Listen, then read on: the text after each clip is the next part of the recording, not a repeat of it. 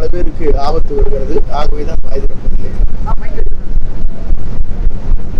சீமானில் வந்ததுக்கு அப்புறம் தான் ஜோசப் விஜய்னு சொல்லியிருக்காரு. அதுக்கு முன்னாடி நடிகர் இருக்கும்போது விஜய்ன்றது எங்க திடீர்னு ஜோசப் விஜய் வந்தது அப்படின்ற மாதிரி விமர்சனம் பேசியிருக்காரு.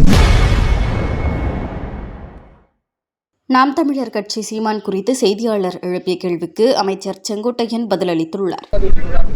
இல்ல அவர் வாய் திறந்தால் பல பேருக்கு ஆபத்து வருகிறது. ஆகவேதான் வாய் திறப்பதில்லை. சீமானில் வந்ததுக்கு அப்புறம் தான் ஜோசப் விஜய்னு சொல்லியிருக்காரு. அதுக்கு முன்னாடி நடிகர் இருக்கும்போது விஜய்ன்றது எங்க திடீர்னு ஜோசப் விஜய் வந்தது அப்படின்ற மாதிரி விமர்சனம் பேசியிருக்காரு. நீங்களே தான் அதுக்கான பதில் விவசாயிகளை பற்றி பேசுறீங்க. வேளாண்மை பொறுத்தவரையிலும் வேளாண்மைக்காகவே தனி பட்ஜெட் 6ஆம் தேதி என்று நடக்க இருக்கிறது.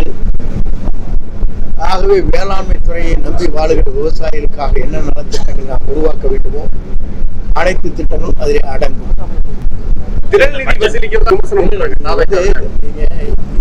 நீங்க கேள்வி கேட்டு இருக்கக்கூடாது.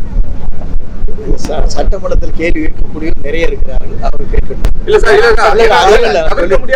என்ன நீ இந்த மாதிரி கேள்வி கேட்டு பல பேர் வெளியே இருந்து கருத்துக்கள் சொல்வதற்கெல்லாம் நாங்கள் பதில் சொல்லுகிறார்கள். வருகின்ற 5ஆம் தேதி பட்ஜெட் கூட்டம். அங்கே சட்டமன்றத்திலே யார் யார் குரல் கொடுக்கிறாரோ, எந்த கட்சியில் குரல் கொடுக்கிறாரோ அதற்கான பதிலை நம்முடைய முதலமைச்சரும் மற்ற அமைச்சரும்.